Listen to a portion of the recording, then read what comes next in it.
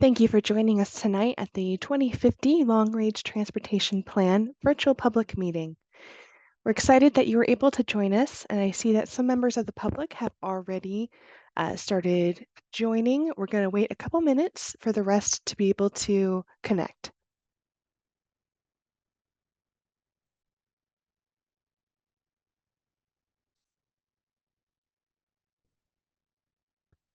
As a reminder, we invite you to complete a voluntary survey to help ADOT understand who is attending this public meeting and how we can improve our participation. You'll see the URL on your screen, and it will also be put into the chat. If you're listening today, you can go to the survey, and it's only one question, by typing the URL into a browser, https://azdot.gov/LRTP-SELFID. That's azdot.gov/LRTP-self-ID.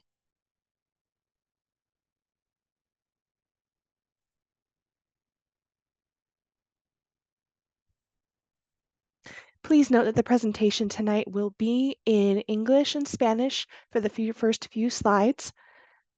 We will proceed to only English language in this channel and Spanish interpretation in the Spanish channel after a few slides.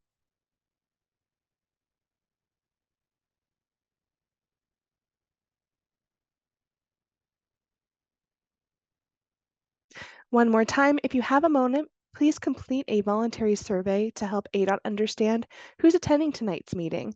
I will put a link in the chat as well.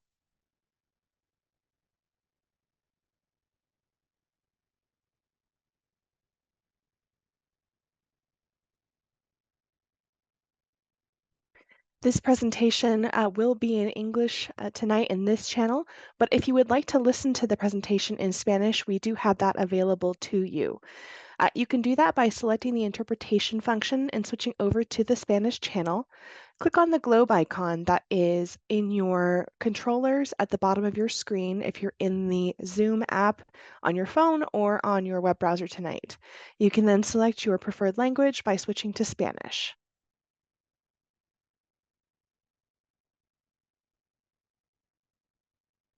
You can turn on your closed captioning by selecting the option from the menu. There is a little square with the CC, that is your live transcript option.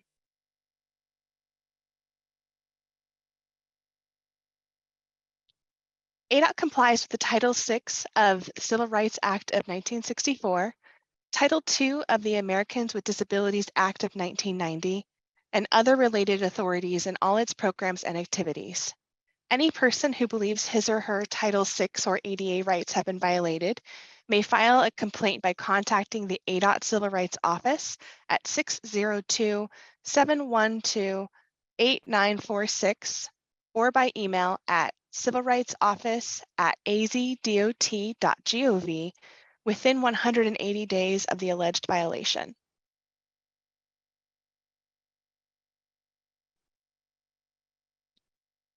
We will pause for a moment while this information is being provided in the Spanish language channel.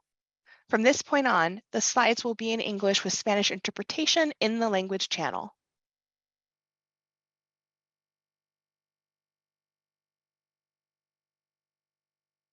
ADOT will make reasonable accommodations to ensure that individuals with disabilities have an equal opportunity to enjoy ADOT's programs, services, and activities. If you require an accommodation, please contact Nancy Becerra at ngbcerra@azdot.gov.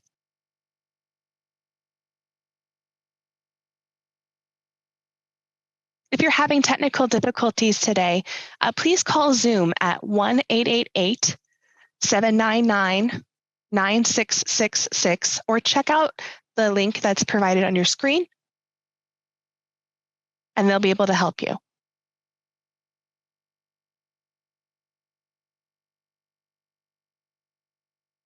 Tonight's agenda includes going over the purpose of the Long-Range Transportation Plan, the findings and recommendations for the Long-Range Transportation Plan, as well as our recommended investment choices. We'll talk a little bit about what we heard from the public and the final draft documents for the plan, as well as how to comment and get your questions in. That will include some time tonight where we can take questions from the public. And with that, I will hand it over to our first speaker tonight. Jason James is the ADOT Long Range Transportation Plan Project Manager. Jason? Excellent. Thank you, Jessica. Really appreciate it. And thank you to all of you tonight for joining us for this statewide virtual meeting on the Long Range Transportation Plan. Again, really appreciate your time. All right, so the purpose of tonight's meeting, we're going to review the draft long-range transportation plan, the LRTP, and provide opportunity for all of you to ask questions and make any comments. All right, so the purpose of the ADOT 2050 Long-Range Transportation Plan is to provide information regarding the existing and future condition of the state transportation system and provide direction to the state, metropolitan planning organizations, also known as MPOs, and Council of Governments, COGS, and Arizona residents about transportation needs, available revenues, and system performance over a 25-year period. And that 25-year period is from 2026 to 2050 for the purposes of this plan. The plan establishes policy recommendations, but does not recommend specific projects. The 2050 LRTP, to shorten it up for Long Range Transportation Plan, has two major policy outcomes. The first is a list of strategies which provide recommendations on how future decisions and processes should align with the state's vision, goals, and objectives. And the second is the recommended investment choice, RIC for short, which serves as a guide for how available funding should be allocated across the preservation, modernization, and expansion categories.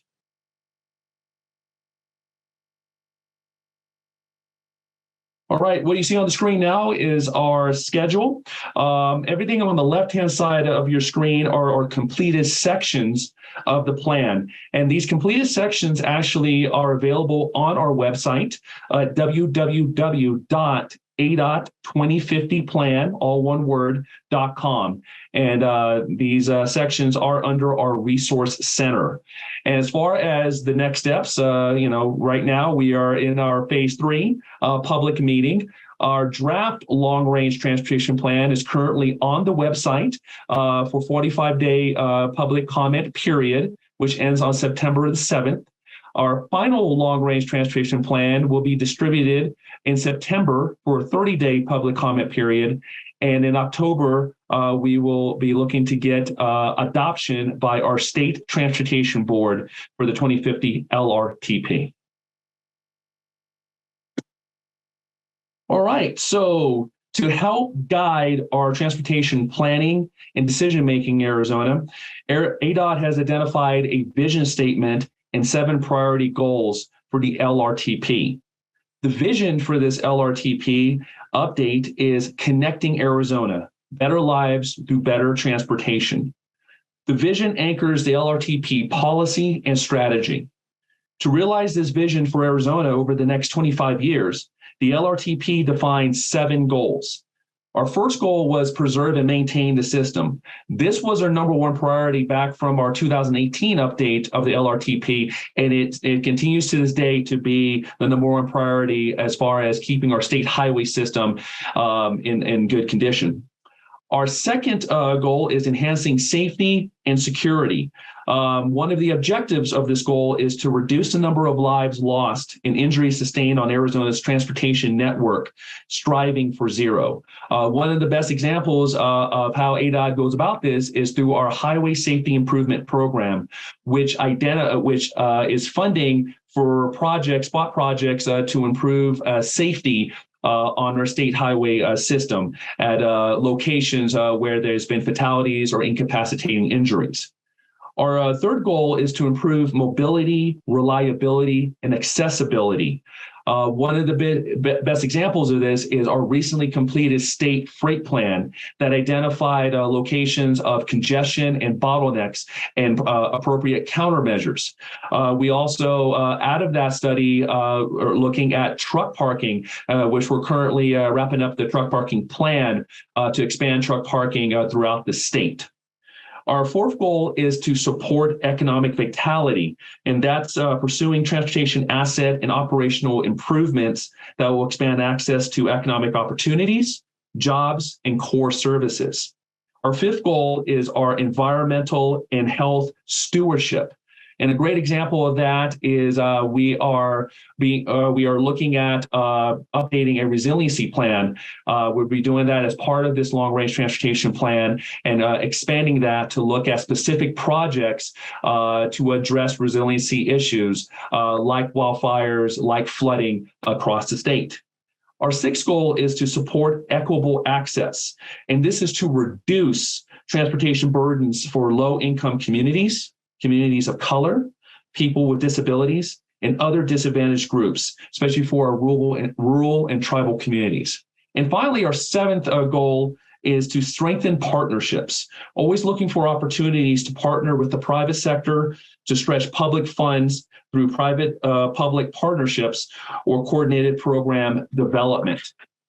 Two items to note regarding our vision and goals. Number one, the LRTP vision and goals generally align with the National Transportation System goal areas developed by the Federal Highway Administration, FHWA for short. And finally, the second item of note is while the 7 mentioned policy goals are shared statewide, the implementation of strategies and actions to make these goals and objectives a reality will vary across the state. There is some degree of overlap among the transportation goals and objectives, and some strategies may help to achieve more than one goal or objective. All right, our next section will deal with LRTP findings and recommendations. All right, so 80% of the state's population live within Maricopa and Pima counties. It's important to note that Maricopa County is represented by the Maricopa Association of Governments, MAG for short, and Pima County is represented by the Pima Association of Governments, PAG for short, which are the federally designated metropolitan planning organizations for those regions for transportation. Future population growth, as projected by the Arizona Office of Economic Opportunity, is anticipated to increase an average of 1.1% annually over the next several decades, resulting in a future 2055 population of 10.5 million people for the entire state. Also, by 2055, Pinal County is expected to significantly increase in population, resulting in the Maricopa, Pima, and Pinal counties holding nearly 85% of the state population. This anticipated population growth will increase demands and needs on the existing state highway system.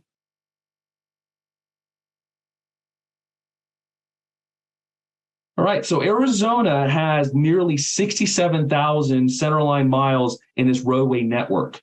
The state highway system, what ADOT owns and operates, constitutes approximately 10% of the total roadway centerline miles in Arizona, which approximates to 7,000 miles, including 100% of all the interstate miles and 84% of all principal arterial road miles. And this includes interstates, other freeways and expressways, and other principal arterials. So these higher functional classification roadways serve as the primary corridors between and within urban areas. It's important to note that while the principal arterial roads make up approximately 5% of the system, they carry approximately 50% of the vehicle miles traveled, VMT for short. The LRTP Vision Report, again, that's available on our website, provides an overview of the various transportation systems and how usage will change over the next several decades. These transportation systems include systems not overseen by ADOT. As you can see on the screen, examples of these needs include our bridges, According to data from the National Bridge Inventory, there were approximately 8,500 bridges in Arizona, with approximately 57% of those Arizona bridges being owned by ADOT. Our second item here on the screen is aviation. So according to the 2018 State Aviation System Plan, there are 67 public use airports in Arizona providing air travel for business and personal uses. 11 of these airports are classified as Part 139 airports, and that means that there are airports that have operating certificates for air carrier services. The distribution of commercial air carrier service is largely concentrated to the urban areas, with 88% of total air travel at Phoenix Sky Harbor, and 7% at Tucson International, and 5% at other airports statewide. And examples of those other airports include the Phoenix Mesa Gateway, the Laughlin Bullhead, Yuma, the Flagstaff Pulliam, and Prescott. Our third item here is our transit.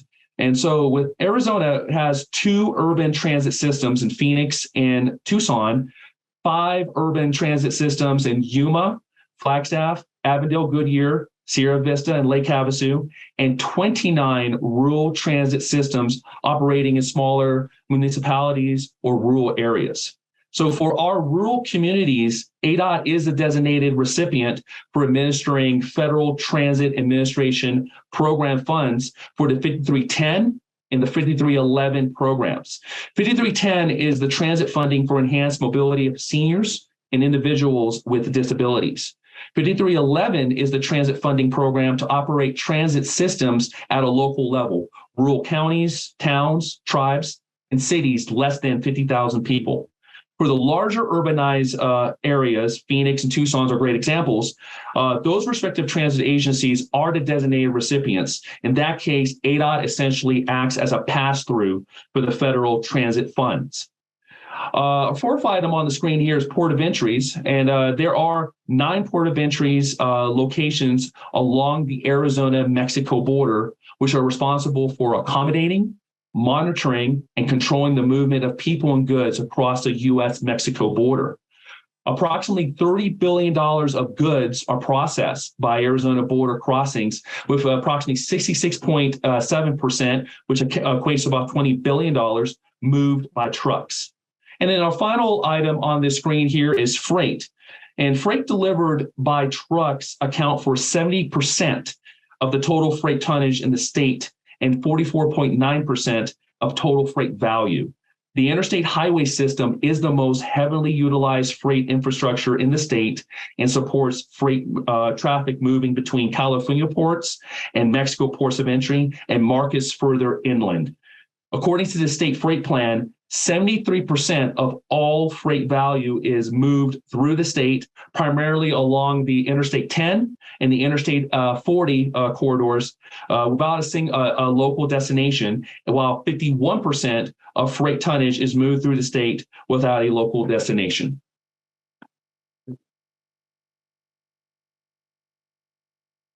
All right, so ADOT funding. So funding that is spent on ADOT infrastructure comes from the Highway User Revenue Fund, HUR for short, Federal Aid Highway Program, and Maricopa County's Regional Area Road Fund. Other funds include the Infrastructure Investment and Jobs Act / Bipartisan Infrastructure Act, IIJA bill for short, which ties into the Federal Aid Highway Program. So the forecasted amounts you see on the screen here are projected again over a 25-year period from 2026 to 2050. So let's get a little bit of detail on each of these funding sources. So let's start with the HERF, the Highway Revenue Fund.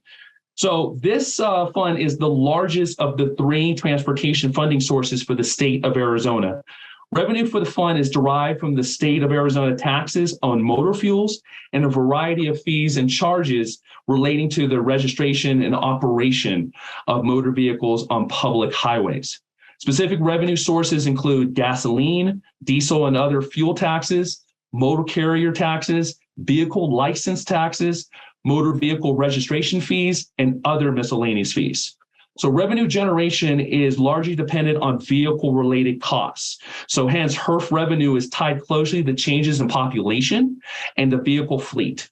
Now, while HERF revenues fluctuate from year to year, the distribution of HERF are based on a set of distribution formula and bills passed by the state legislature. Off the top distributions are distributed first. Some examples of these would be like the State Lake Improvement Fund and the Off Highway Vehicle Recreation Fund. And following the off the top distributions to cities and counties make up approximately 49.5%, while the remaining 50.5% goes to the State Highway Fund. And within the state highway funds, there are further off the top distributions. Then 15.2% is allocated to MAG and PAG, leaving about 84.8% of the original 50.5% after off the top distributions for ADOT uses. And that is approximately 43% of the total HERF. And that makes up that forecasted 18.6 billion you see on the screen here over the next 25 years. ADOT funds from the HERF are primarily used for the operating budget, debt service, and in support of projects in the state highway system. The next funding source is our federal aid highway program. And this funding is determined based on apportionments to the state of Arizona through federal infrastructure bills and with the current IIJA bill identifying funds from 2022 to 2026. The IIJA bill funding replaced the Fixing America's Surface Transportation Act, also known as the FAST Act, and that was the federal transportation bill from 2016 to 2020, which was extended to 2022 through a continuing resolution. Primary federal funding sources include the federal excise tax on fuels, as well as transfers from the general fund. Under the FAST Act, apportionments to Arizona range from $700 million to $800 million per year, which under IIJA and bill increased to an anticipated average of $1 billion per year. Federal funding through the federal aid highway program falls into several core programs, and some of these core programs include the National Highway Performance Program, the Surface Transportation Block Grant Program, the Highway Safety Improvement Program, just to name a few of the programs. A large portion of the funds go to ADOT from this funding source, and that makes up the forecasted $24.9 billion, plus the IIJA bill forecast of $4.1 billion over the next 25 years. And then finally, Maricopa County's Regional Area Road Fund, also known as RARF. In 2004, Maricopa County voters approved the extension of the levy of the Maricopa County Transportation Excise Tax for an additional 20 years, and that expires December 31st of next year, 2025. Often referred to as the half-cent sales tax, this tax is levied upon business activities in Maricopa County, including retail sales, contracting, utilities, rental of real and personal property, restaurant and bar receipts, and other activities. 2/3 of the half-cent sales tax collections are deposited into the Maricopa County Regional Area Road Fund, and 1/3 is deposited into a public transportation fund. ADOT administers the RARF, and the Maricopa County Regional Public Transportation Authority is responsible for administering the Public Transportation Fund. The Maricopa County half-cent sales tax is distributed to 3 functional areas. Number 1, the state highway system. Number 2, the major arterials and intersections. And number 3, public transportation.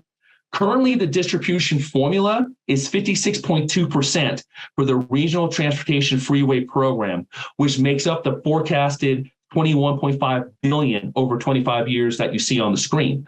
It is important to note that the distribution percentages will likely differ in an adopted extension of the tax, which is going to go out to the voters.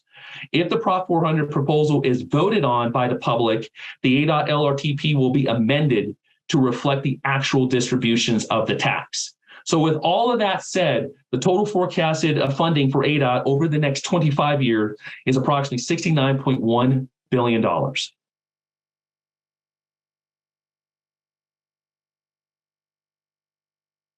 All All right, so local funding in Maricopa and Pima counties. So voters in Maricopa and Pima counties pass sales taxes to fund transportation improvements. These include freeway, roadway, transit, and bicycle and pedestrian improvements. So let's start with the MAG region. So as I mentioned before, that stands for Maricopa Association of Governments, and that's the designated metropolitan planning organization for the area that includes all of Maricopa County and portions of Pinal County. The Phoenix, Mesa, and Scottsdale Metropolitan Statistical Area, MSA, includes all of Maricopa and Pinal counties. The Regional Transportation Plan, Momentum 2050, as you see on the screen here, is the current long-range transportation plan for the MAG region that was adopted by their regional council on December 1st, 2021. The MAG RTP, Momentum 2050, forecasts an estimated $69.8 billion in revenues over the 2022 to 2025 timeframe. And this funding comes from 7 categories of transportation funding sources. Federal funds, federal discretionary funds, and discretionary funds meaning funds awarded through competitive processes, state funds, state discretionary funds, the Maricopa County Dedicated Transportation Sales Tax that it assumes the voter reauthorization for another 25 years, the Pinal County Regional Transportation Authority Sales Tax, and local and private funds. Now, moving over to PAG, again, the Pima Association of Governments. This encompasses all of Pima County in southern Arizona and includes the town of Marana, town of Oro Valley, the Pascal Yaqui tribe, the city of South Tucson, the Thana Adam Nation, the city of Tucson, and the town of Sararito.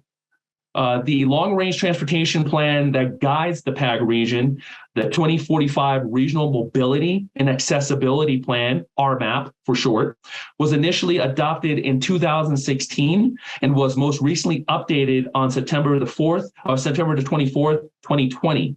The update utilized new population and employment data and updated revenue forecasts while maintaining the goals, performance measures, strategies, and investment plans.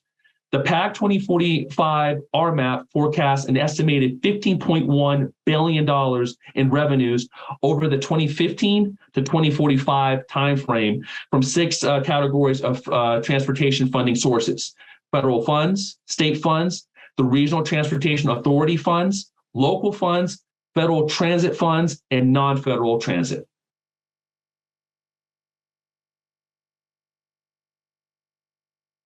All right, so for our Arizona transportation system, ADOT has varying levels of ownership and oversight of the following 3 major components of the Arizona's transportation system.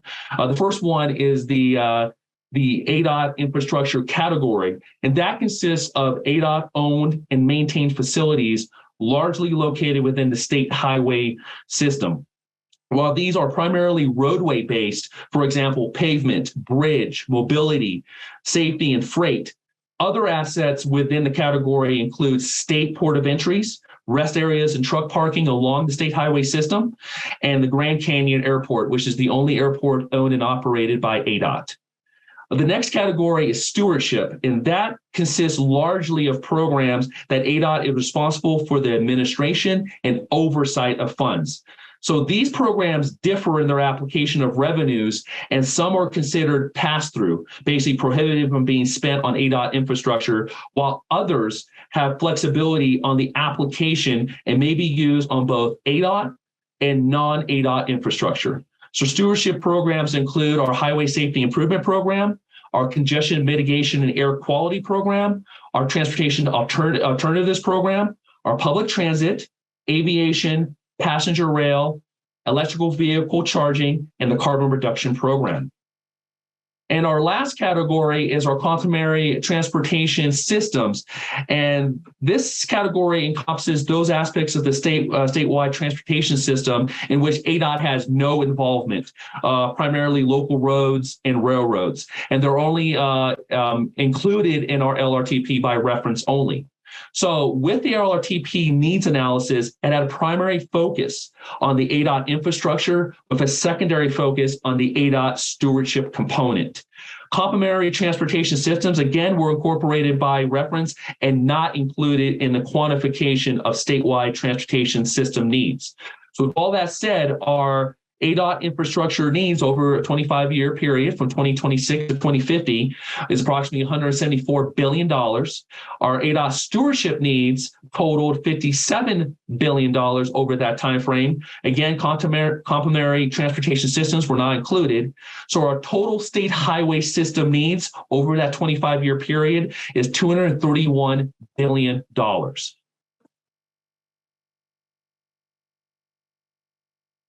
All right, so for our 25-year transportation gap, again, as was mentioned earlier, we project $69.1 billion of revenue over 25 years.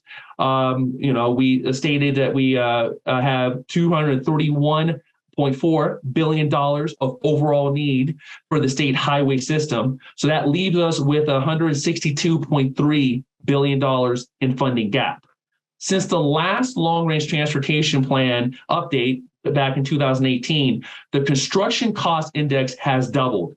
Infrastructure needs have increased. Because of the higher construction costs and increase in infrastructure needs of our system, the value of funding has decreased. The expansion of the funding gap is dependent on future HERF revenues, federal funding continuing at current or higher levels, and if the Maricopa County Transportation Excise Tax, the half sales tax that we've been mentioning, is reauthorized beyond 2025. Changes to these funding sources can either increase the funding gap if we get decrease or elimination of funding sources, or decrease the gap if we receive more revenues than anticipated.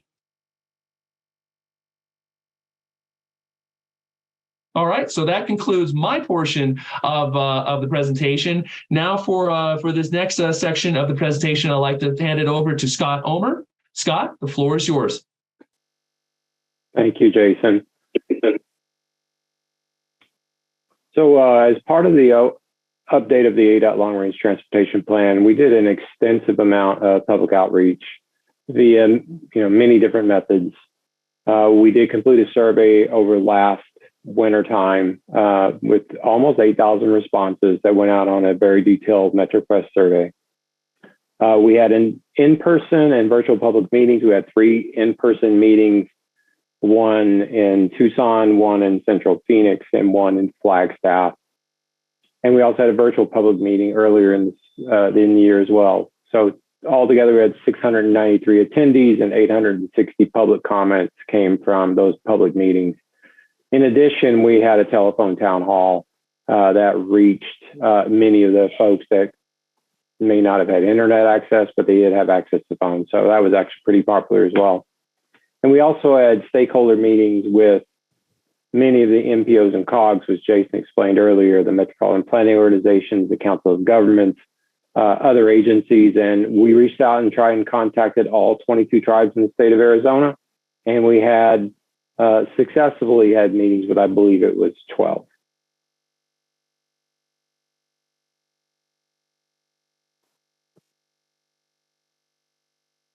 What we heard during those public meetings was really summarized here on this slide. So if you look at the pie chart, what we heard from the public in the survey was they were interested in preservation, modernization, innovation, accessibility, and expansion. So basically, they thought that 31% of the people that responded felt that preservation was their highest priority. The next highest priority was modernization of the system, and the third was expansion of the system. Jason explained a little bit earlier what those 3 things meant. And then when we had our public meetings, these thought bubbles off to the other side really pretty closely coincided with what we heard from the survey, that people wanted to prioritize areas where there was potential growth. They wanted to fix roads in poor conditions. We heard that a lot.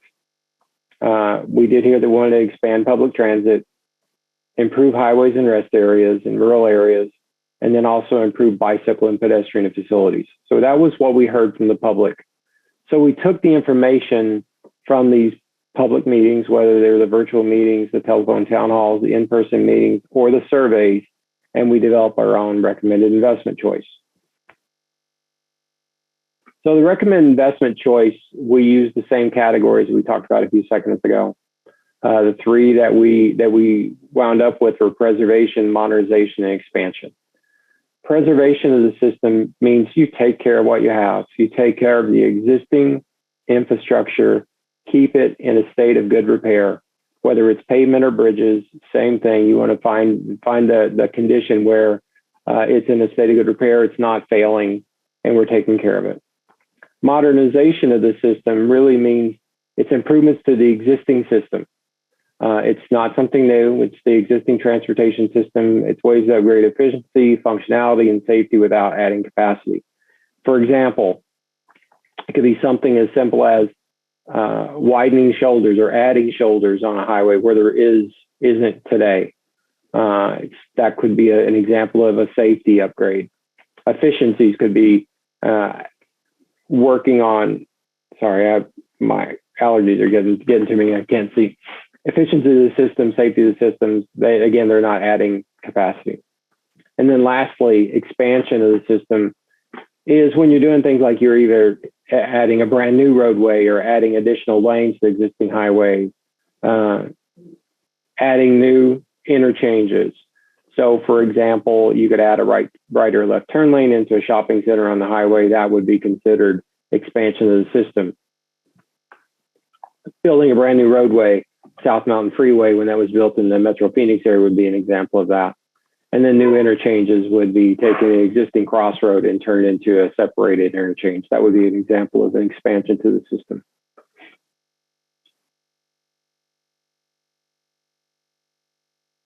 So we look at our recommended investment choice across the whole state and then by individual region. So when we look at the entire state of Arizona, we developed a recommended investment choice that we recommended that 40% of all the available funding would be put towards preservation of the system. 24% would be spent towards modernization, and 36% towards expansion.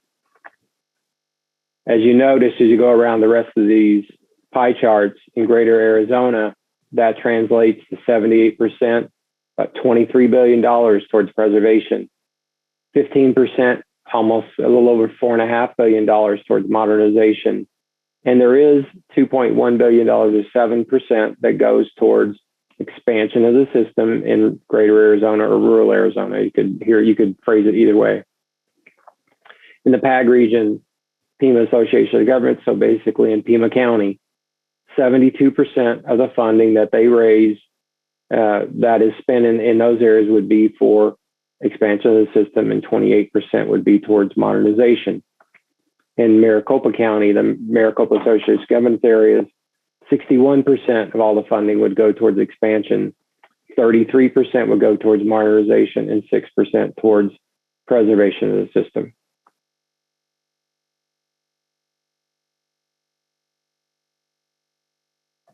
So as part of the long-range transportation plan, we did develop the documents to go along with it. We prepared the plan in a format that's more functional, like an executive summary. The entire document will be around 20 pages long. We'll use infographics as much as we can, but we will actually have links to the technical documents that support it inside of the document itself. So for example, when Jason talked about needs and revenues, that developed that with those needs and revenues develop the gap, or the goals, objectives, and strategies. So you talk about those. Those are all included with a link inside of the document that you can go to and read the entire document. But inside of the draft long-range transportation that you've been reviewing and the final long-range transportation plan, it'll be about a 20-page document that you can go through with infographics and the information that explains it. The draft long-range transportation plan is still out for review. There's a 45-day public review period. It's been out, and it runs through September the 7th. We expect to release the final long-range transportation plan early in September, and it will be presented to the State Transportation Board on October 20th in their meeting in Yuma, Arizona. One One of the key components of this long-range transportation plan that we've never done before is developing of a resiliency improvement plan.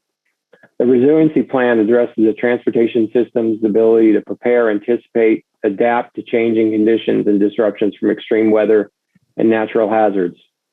It's great timing or bad timing, if you look at it whichever way, that just this week, we've seen in Southern California fires, floods, and earthquakes. Well, we've seen those same things in Arizona over and over and over again. We have, fires every year that burns up, not only the forests in Arizona, but it impacts the state highway system. This is one of our roadways was on fire that has to be replaced, sections of the guardrail, and there's oftentimes where even pavement has to be patched when that's done. We have our transportation system impacted every year by extreme weather when it comes to the snow, where we have entire sections of the system shut down by snow, and then flooding as well. All these things happen on an annual basis. So the resiliency plan really talks about what the things that you could do to prepare for and anticipate those changing conditions so you can be better prepared for it. The resiliency plan also increases our ability for a share of federal funding for projects through a grant opportunity.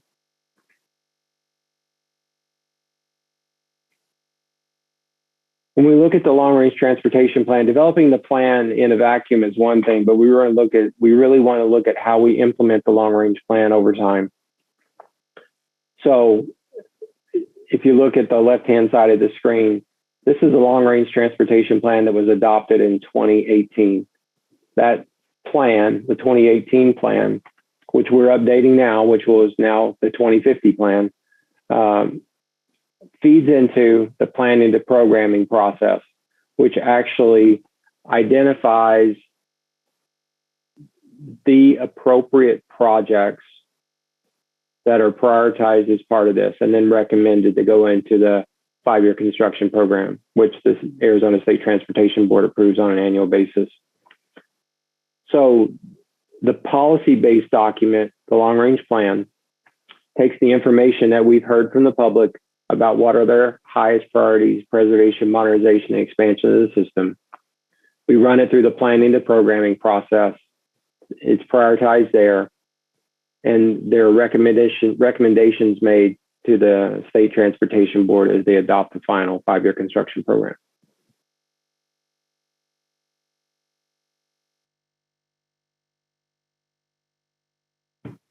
Thank you, Scott. We are collecting public comments for the draft long-range transportation plan through September 7th. And just a reminder, there are a couple different ways that you can submit comments, one of which is by being here tonight. So you can submit your comment through the question and answer panel on your screen. You can submit an online comment at the ADOT2050plan.com website. We also are accepting email comments at lrtp@azdot.gov. You also can leave a voicemail at 855-712-8530 or submit your comment by mail. Attention ADOT LRTP at 1655 West Jackson Street, MD 126F, Phoenix, Arizona 85007. Meanwhile, our ADOT's comms team has been hard at work submitting answers to the question and answer panel. So please take a look if you have not used that yet. If you do have a comment or question, there are a couple different ways that you can ask questions tonight. One of which is that Q&A panel that I just mentioned, or you can raise your hand to request to be unmuted for a verbal comment or question. So if you want to submit your comment verbally, just raise your hand. But we do ask that you limit your verbal comments or questions to about 30 seconds, so that way we can have enough time to try and get to everyone tonight. If you're having trouble finding your Q&A panel, it will, if you're in the web browser or mobile app, there is a Q&A button that you would type your question in and then press send. Now, just as a reminder, these will be, I believe they're not shown until they're until they're submitted or until they're answered. So you'll want to make sure that it will be sent to us, and then keep an eye out for the answer to be posted by our comms team.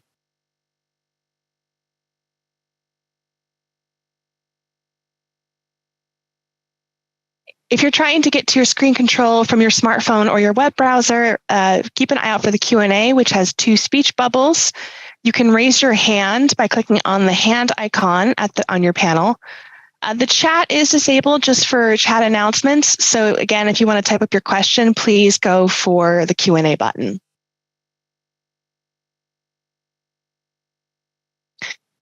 Call-in users, and I do see that we have a couple call-in users today. To raise your hand, please press *9. That will let us know that you are asking for control. We'll unmute you and you can ask your question verbally. After that, you'll be able to, we'll mute your line after your question or comment is said.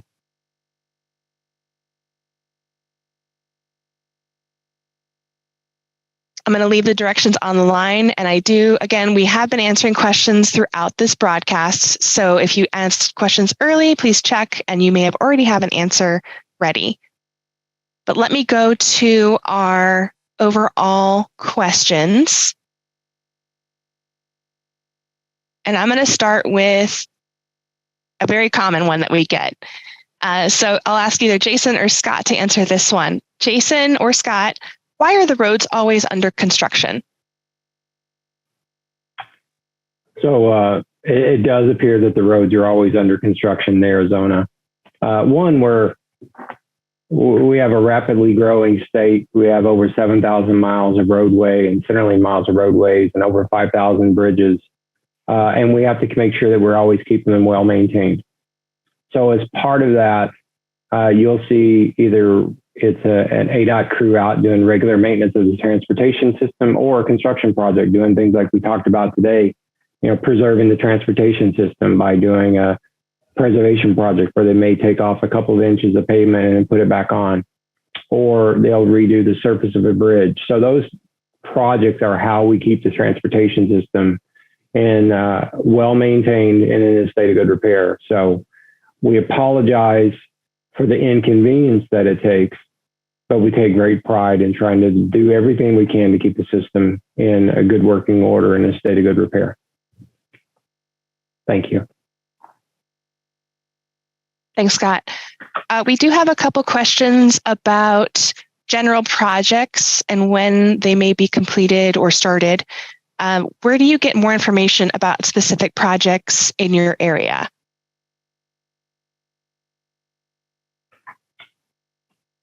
So the specific projects, what we do in the long-range transportation plan is not really talk about individual projects. It's all about, the policy-based plan that we're developing.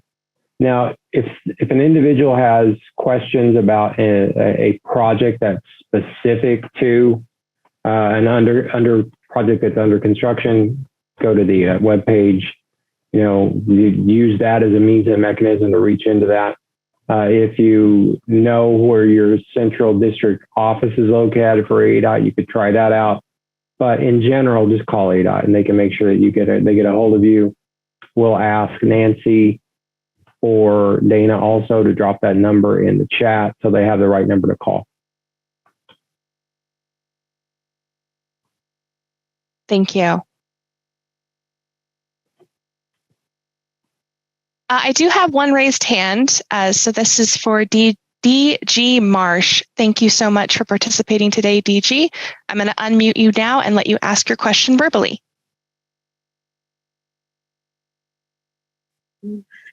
Is the connection from El Mirage 303 combination going north part of the ADOT's 2050 plan? Thank you for your question, Mr. Marsh. Again, this long-range transportation plan is not project specific. So we don't really get into an individual project like the 303 and El Mirage connection. That would actually be covered under the long-range transportation plan. It also is inside of the MAG momentum area, so it's covered under that project. So I believe that individual project, you could find it in the MAG's Transportation Improvement Program, their TIP, and that's where it would be covered up.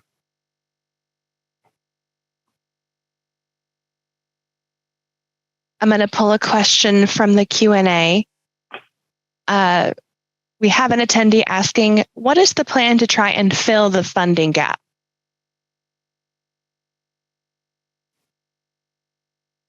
That's a great question. How do we fill the funding gap? Unfortunately, the way that the laws in Arizona are written today, that we raise our transportation funding through the explanation that Jason gave earlier, either through federal funding that comes in through the Federal Transportation Act, or it's the money we raise in Arizona, and that's from either the gas tax, motor vehicle fees that you pay when you register your vehicle in general. Those are the main mechanisms that we use to raise transportation funding. The gas tax in the state of Arizona has been the same since 1991. It's 18 cents a gallon for your standard motor vehicle. If you drive a commercial vehicle, it's 26 cents a gallon. So again, those have been the same since 1991. The purchasing power of that 18 cents a gallon is nowhere close to what it used to be. It's not indexed for inflation. It's just that flat fee. So that's the only way that the department can raise money for transportation. It's the money that comes in through the feds or the money they generate through those fees. So unfortunately, until that changes, that's kind of what we have to deal with. Our role and responsibility is we're good stewards of the transportation system, and we invest every one of those pennies as wisely as we can. Carolyn Campbell is also asking, will you be answering our questions to all verbally on the webinar? And I'm going to go ahead and answer that one. Through the Q&A, as people are typing in questions, we have answers already being posted by the ADOT communications team. So we're going to try and get to as many questions as possible. We'll take some as we can live. If people raise their hands, we'll try and get them unmuted so they can ask their questions verbally. And as you type in questions, your question may be answered via our responses or answered live on the air. Needless to say, we'll go through all of these questions and be answering them. Some we may not get to by the end of this broadcast. All right.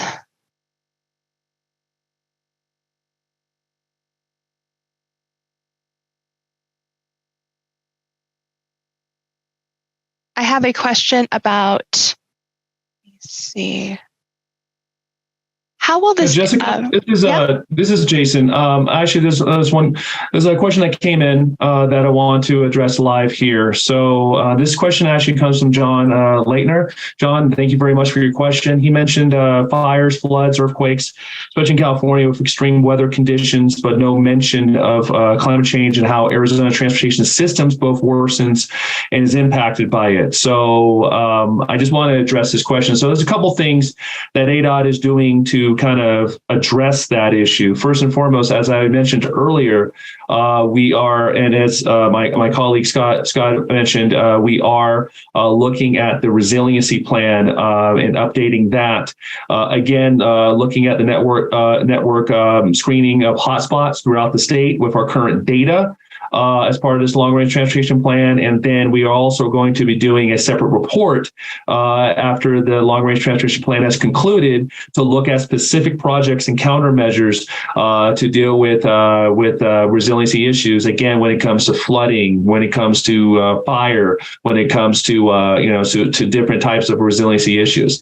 In addition to that, we are also going to be doing a climate adaptability study of the state highway system. That's going to be going out for proposals towards the end of the year. And that is really going to take a deeper dive of looking over a long period of time, the impact of climate changes for the traveling public and for our operations. Something that we've never done before, and something that we're definitely going to be looking at to address those issues. So I just want to respond to those concerns, and then that we are definitely moving forward with trying to get more data and more viable countermeasures to address that. Thank you.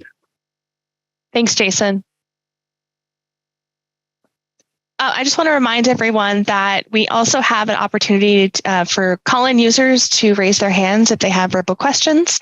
You can either raise your hand if you're in the browser, by hitting the hand icon, or if you're a call-in user by pressing *9.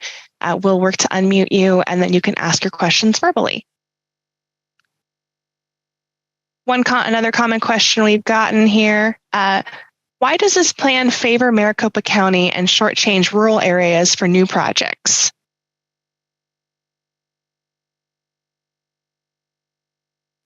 I always have to remember to unmute myself. I appreciate the question because, it does probably appear that Maricopa County gets significantly more money than, rural Arizona. But it's honestly because of the funding that they brought in. They raised themselves through the half-cent sales tax. The half-cent sales tax can only be spent inside of Maricopa County. If you're in Pima County and you have their regional transportation fund, it's the same. Those funding can only be spent in those two locations. So primarily when you see expansion of the systems inside of those two counties, it's from the regional transportation funds, RARF in Maricopa County and the regional transportation fund in Pima County. That just raises the amount of funding that they have available to spend in total. If you look at the preservation of the system, you'll notice that in Maricopa County, a very small portion went there because of the limited number of lane miles there compared to everywhere else. So we feel it's pretty equitable. It looks at it, but in summarize, that funding that you see is more for Maricopa County is because of the money that they bring in themselves through the dedicated sales tax. Thanks, Scott. Emmanuel Chavez has a question. He asks, how will this impact the Salt River Pima Maricopa Indian community? Good question, Mr. Chavez. So this is a policy-based plan. So it doesn't impact anyone any differently from the perspective that all of our recommendations that come in here are about how you invest the limited amount of transportation funds as wisely as possible for the state of Arizona. As part of this process, the department reached out to all tribes in the state of Arizona, specifically asked that how they would like to participate. They had meetings with 12 of the individual tribes, but all the tribes have been communicated with. So we feel that we've done everything that we could to make sure that happened, but we would assure you that any tribe, any location has not been treated any differently than anyone else against the policy-based plan. Isaac Blake asks, what is ADOT doing today with the long-range transportation plan to ensure cellular and internet service on all state highways so the public can successfully call 911 and first responders and have voice, text, data services they need when responding to calls for service? Sound like a broken record for a minute. This is not a project-specific plan. It's about policy. But one of the policies that we do talk about in our investment choices is really about investments in modernization of the system. So as part of the investments in modernization of the systems is doing things like installing broadband when we can in those targeted areas where they're necessary. That may not be the end-all be-all to make sure that there's cellular service, but it does assist, it does help. And the department also has actively, permitted cell phone towers across the state whenever they're necessary.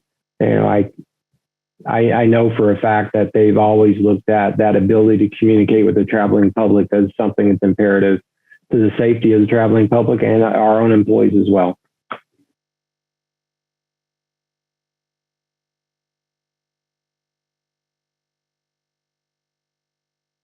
Moving down into my next question. This one is from Mr. Lopez. I understand that we have dedicated funding for roads, freeways, and the associated technology. Do we have funding allocated for personnel and information technology service management to include the defense of those systems for cybersecurity? As we grow the infrastructure, we should account for the needed personnel to maintain and those to secure the network. There are literally hundreds of cabinets where the network is extended for service for cameras, dynamic message signs, flow detectors, connected vehicles, but it seems we are not investing in IT and cybersecurity operations. So that is a very good question, Mr. Lopez. This is a policy-based plan, and it's about how we invest the transportation funding. The question that you're asking, though, is it's important to make sure that as part of the overall funding that comes into the state of Arizona, into the Department of Transportation, they do have an operating budget. Their operating budget is how the employees are actually funded and paid for. So that wouldn't be covered under the long-range transportation plan. I do know that cybersecurity is important to the department. They have a robust staff that takes care of their own IT systems, great professionals that work there. And in addition to ADOT having their own IT people, the state of Arizona in general, the Department of Administration houses the cybersecurity unit. So that is there. It is something that they take very seriously, and they're always looking to make sure they're protecting their systems. And I want to add on that too, because Mr. Lopez, that was a fantastic point. In our vision document, we do state that cybersecurity, especially for future infrastructure on the state highway system, is going to be a huge challenge. It's something that we need to address, especially with future technologies coming through. Autonomous driverless vehicle technologies that are coming. Coming in different test beds around the state. We do have in the current process of updating our ITS architecture study.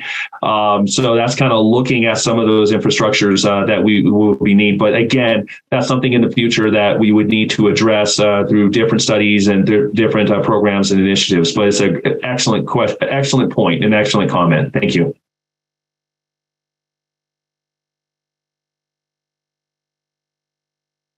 All right, my next question here from the Q&A is from Carolyn Campbell. She asks, in terms of things like wildfire crossings and the bullet train, that I believe is tier 2 under the federal funding, but has been delegated to ADOT, where should I direct those comments? The comments regarding wildfire crossings and the bullet train, where should those best go? So the comments around wildlife crossing can be made to the long-range transportation plan as part of this draft long-range transportation plan. We welcome any of those comments, specifically while we're only looking, or while the plan is developed around policy. Things like wildlife crossings are definitely something that we take into consideration. And why we wouldn't do an individual project with wildlife crossings, it does give us information about that we could feed back into through the system itself. The federal funding that's been delegated to ADOT about the tier 2 for the bullet train, I have no knowledge of that individual tier 2 document for the bullet train having funding that's been delegated to it. There was a study done about a tier 1 study that looked at intercity passenger rail between Phoenix to Tucson. That was completed in 2018, I believe. At that time, the project, there was a record of decision that was put on the project, and it hasn't been started again since that time. There are conversations with the Federal Railroad Administration about, potentially look at new locations, but, that hasn't been announced yet. So nothing else. And just to add on that too, for this particular, for the wildlife crossing, ADOT did complete a wildlife crossing study a couple years ago for the state highway system that looked at priority locations for wildlife crossings. Those particular projects have been put on our P2P list, which is our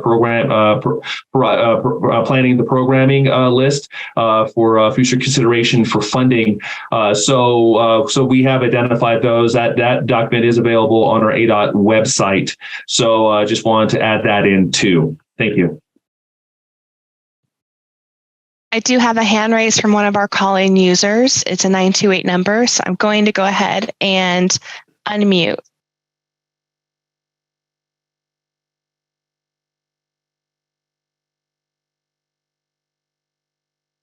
Can you hear me? We can hear you. Hello? Okay. I do have a question, Jason. Have you heard from any of the Native American communities about possibility of adding or handing over additional right-of-way to the state of Arizona for road construction? That is my question. Gotcha. No, thank you. I think that's Supervisor Thompson, by the way. It's good to hear from you, sir. Thank you for jumping in on this call.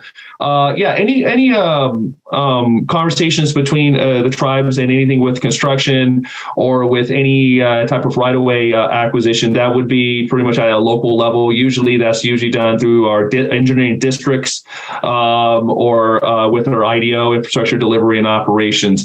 If there's a specific tribe or specific road project that you are inquiring about, please email me, send me that information, and I'll get right on it as far as getting you that information. But as far as the communication between the tribes and our engineering districts, that relationship is always there. Try to keep on top of any of those type of projects. So like I said, if there's anything in particular, any project in particular you need information on, again, please contact me directly, and I will get you the information on there. Thank you. Right, Wallace, I do see that you have your hand raised. I'm going to take one more. I'm going to take a question from the Q&A because I believe Anne has been waiting. What about multiple escape routes from neighborhoods in the case of fire? Some folks in Flagstaff were noting that the Lahaina fatalities were caused in part to limited access, especially caused by accidents. So that was a real tragedy that happened in Lahaina, and I mean, it's hard to even understand, just how bad it was. Just, we all have seen the same news reports. The department doesn't have direct responsibility or oversight of access into neighborhoods. However, having said that, anytime that the cities, towns, and counties that the department partners with on a daily basis, everyone impacts the state transfer, has access to the state transportation system at one time or another. Anytime they come in with problems and they want to see things that they need assistance with, the department's always been quick to act and support. So if that's an issue and the city of Flagstaff reached out to the department about some assistance, I'm sure they would have welcome ears and do everything they could to assist to make sure that they would be supported as well as possible. But that question specifically wouldn't be something the department had control over. All right, we're going to take another call-in user, Wallace. You can go ahead and unmute. I'm sorry, you have to go ahead and unmute yourself again. Okay, thank you. Can you hear me? We can hear you. Thank you. Very quickly, in response to Chairman Thompson, my name is Wallace Uvella Jr. I'm a vice chair for the Hopi Tribe's Transportation Task Team. And directly, it's a HIR 60 that goes from Palaca, Arizona, 264, north to the Navajo Nation community of Low Mountain. And could you repeat that information, who we need to get in contact with? Because this is in collaboration with the Navajo Nation and the Hopi Tribe, to see we could get that right away and that project over to ADOT. That information that you gave to Chairman Thompson, could you repeat that again? No, absolutely. No, I appreciate the comment. Thank you for that specific location. I believe that's in the, if I'm not mistaken, that's and correct me if I'm wrong, Scott, that's in the Northeast District. You mentioned Palaca. Northeast District, you want to contact the Northeast District Administrator. That would be Ed Wilson. And again, I can send, if I can get your contact information, just send it to the moderator, to send it publicly or anything. But if I get contact information, I will send you you the direct email contacts. You would definitely want to talk with the district administrator first, and then we'll go from there. If we have to bring in our right-of-way folks in there and some leadership to further discuss it, we can do that. But you definitely want to start with Mr. Wilson first. All right, heading back over to the Q&A, David Harden asks, will ADOT use AI technology to help reduce costs in planning and construction projects? Great question. The department is always on the forefront of technology. So they're always looking at the best and the brightest ways to actually do work. Their problem solving is something that's been in the department for more than the 30 years that I've been in and around the department itself. So I believe if they aren't using it now, eventually it will get to that point where AI is part of doing their work where appropriate. AI is a tool. It's a resource. It's not always the ends to the means where you actually need someone that's making the decision. So, but I do believe it's something that if they're not using it yet, they would at least use it in the right place in the future.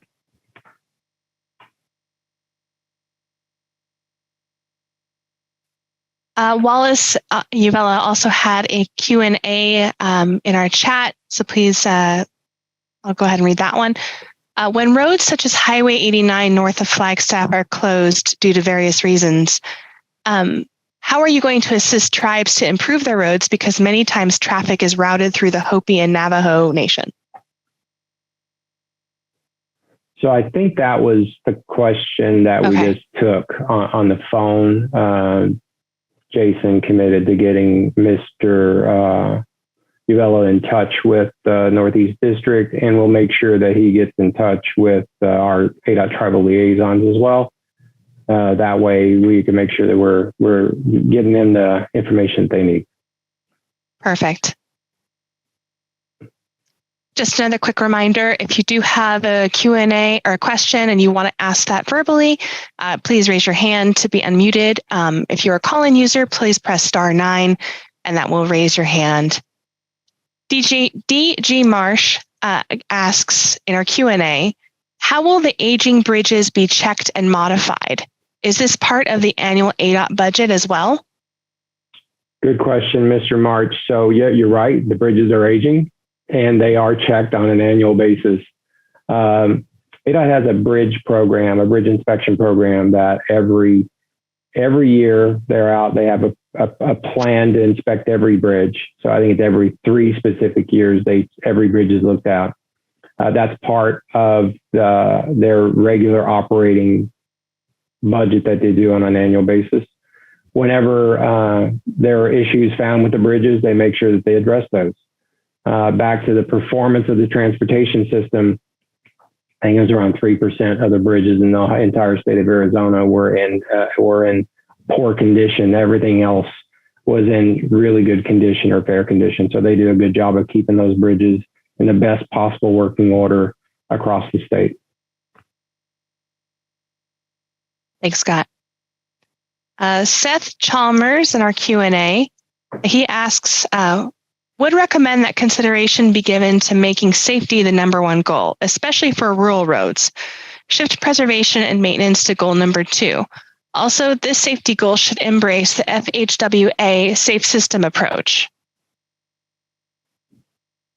Great comment, Seth. I think that's a comment that we definitely need, that specific type of comment to go into the long-range transportation plan, make sure that we're being well informed with and make the recommendations in the decision. So you made the comment, it's in the record. Now we'll make sure that we document that and keep it as part of the process. So thank you very much. And just want to add on to there too. I know that right now ADOT's in the process, just through a separate program of updating the strategic highway safety plan for the state. And so, the things that you mentioned, Seth, as far as for rural roads, safety for in the rural areas, that's also being addressed in that safety plan. So, and that's going to be one of the huge emphasis areas. So, I just wanted to mention that too. That's being looked at a deeper level as far as safety is concerned in that particular update. Thank you. All right, I believe it might be the same 928 number, but I'm going to go ahead and allow them to talk for another comment.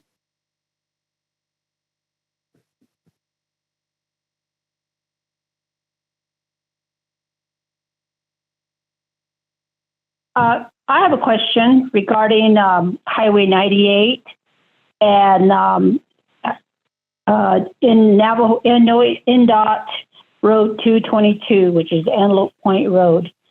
At this junction, what is the possibility of putting a roundabout? Because that is where it's a major roadway, major congested area with Upper Antelope Canyon and then the Lower Antelope Canyons. We had talked to ADOT about this, so I just have a question. Would that be in this next 25-year plan? Thank you. Thank you for your question, ma'am. So we try to make it repeated quite often. We don't talk about individual projects as part of the long-range transportation plan. It is a policy-based plan. Every year, the department receives requests for projects as part of their annual process. All those projects are analyzed and prioritized. We get input from the local MPOs and the councils of governments across the state as well to help us inform us on the overall universe of projects. So I wouldn't be surprised if this isn't one of the ones that have been considered in the past. It's not part of the long-range transportation plan. And the newest five-year capital program is posted on the ADOT webpage, and it could be there. I'm not exactly positive if it is or not, but it's more than likely in the pool of projects that's being considered. I know that we'll keep it as part of the record here and make sure that it's included in our conversations going forward. So thank you very much.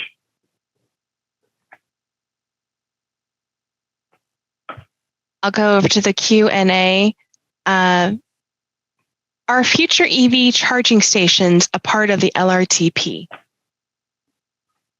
So the EV charging station is a great question. It's the stations themselves, the implementation of the stations is not part of the long-range transportation plan.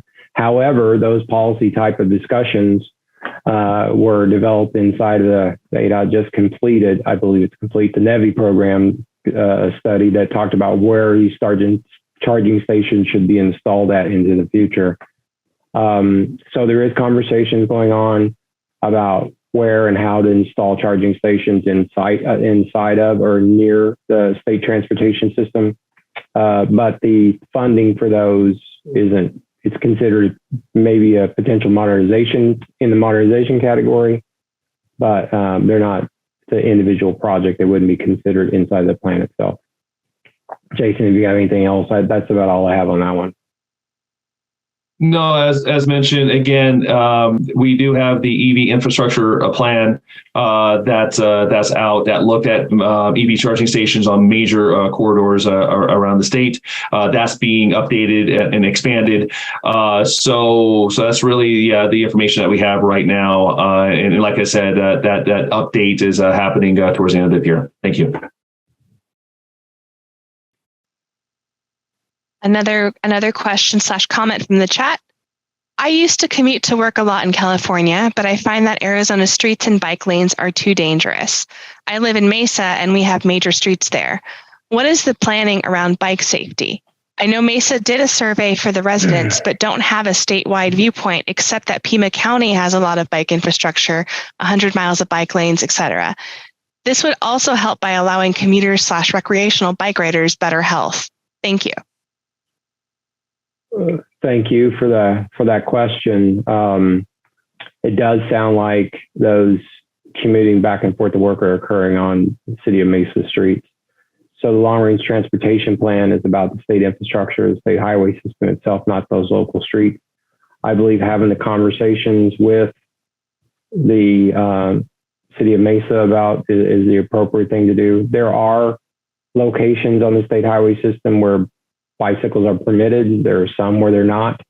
But in general, if you're seeing a bike lane, it's not on the state highway system itself. And to chime in on that too, absolutely agree with Scott. We are updating the pedestrian and bicycle safety action plan as part of the strategic highway safety plan that I mentioned earlier. But again, with those bicycle and pedestrian countermeasures and locations, that's going to be primarily based on the state highway system. So again, having that conversation with the city of Mesa, as Scott mentioned, I think that'd be the best approach there. Thank you.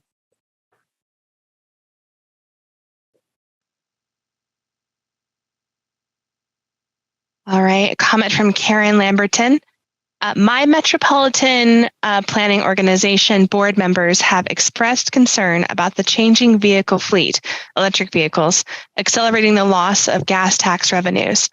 Will ADOT be able to use this plan to talk to the governor's office and state legislatures about the need to figure out how to maintain the roads in the future? A great question, Ms. Lamberton. So on an annual basis, the department does have conversations with the legislature and with the governor's office about revenue specifically and about how to fund the transportation system. Every year, the conversations come up around what about the increasing number of EV vehicles that are on the system that aren't paying the gas tax, or even the vehicles that do burn traditional gasoline and diesel fuel, that their fuel economy is so much higher than it was in the past. They don't burn as much fuel as they used to. That conversation does happen on an annual basis. Every year, the department talks about what their needs are as far as transportation funding goes. Earlier on in our conversation, we talked about it's just the fact that, the amount of tax that's raised, those fees haven't been increased since 1991. And it's going to be difficult to just using that same mechanism to fund transportation and have a way to increase the revenue with the existing equations that we use today.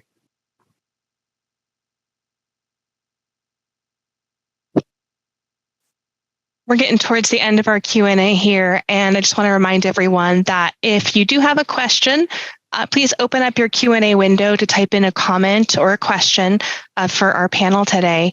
You can also raise your hand to request to be unmuted for a verbal comment or question. And again, we're reaching kind of the end of our user questions. So if you do have any additional ones, please put them in. We have a few more minutes left in our broadcast today.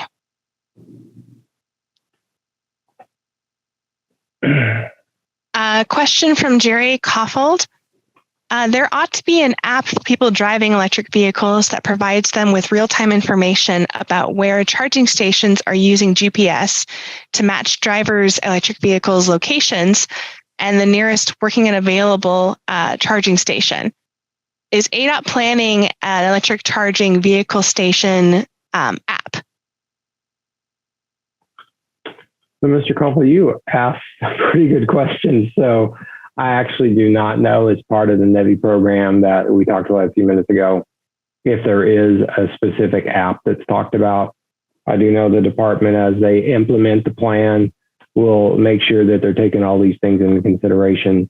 Not positive if there's a specific app that's going to be as part of that. So I apologize, can't answer that question. I'll jump in. That definitely would direct you to the EV plan website. As a matter of fact, I would send that question directly to, this is the email is going to be AZ EV plan, all one word, at azdot.gov. We'll put it in the chat too. I would send that question directly and that will go right to the ADOT PM for the EV plan, and then they can respond to you directly on that. I think it's a great idea. I'm just going to say that right now. That's a fantastic idea. But again, as Scott mentioned, we're not going to be able to answer that question, but we're going to forward you to the person who can. So thank you. So if Jessica, can the public see the?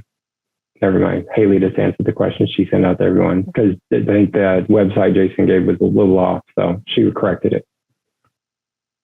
Perfect. Yeah. My bad. Keep an eye out I have for so many like websites and emails I have to remember, so I can't get it 100% of the time. But we'll get you in the right direction. It's all good. It's a lot to memorize all those URLs, Jason. ADOT's doing quite a bit of different projects. Okay, again, we're nearing 7:30. I have one more question in my queue right now. If there are any other questions, please go ahead and put them in the Q&A. That way we can make sure we get to them before the end of today's broadcast. Do highway adjacent multi-use paths fall under ADOT administration?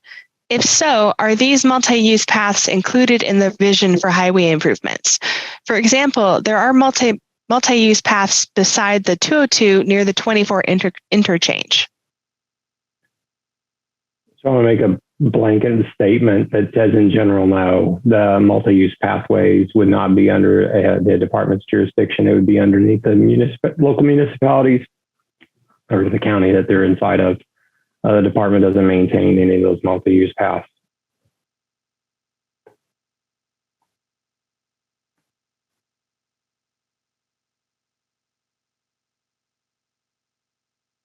All right, one question from Patricia Pablo. In reference to the highway user revenue funding, the Totonatom Nation and the Pasco Yaqui tribe are not eligible. They are part of the Pima Association of Governments. Are you able to provide some information as to why not? You have to give me 1 second. My headphones are dying.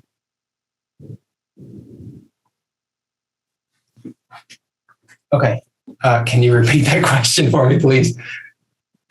In reference to the Highway User Fund revenue funding, her funding, the Totonatom Nation and the Pasco Yaqui tribe are not eligible. They are part of the Pima Association of Governments. Are you able to provide some information as to why not?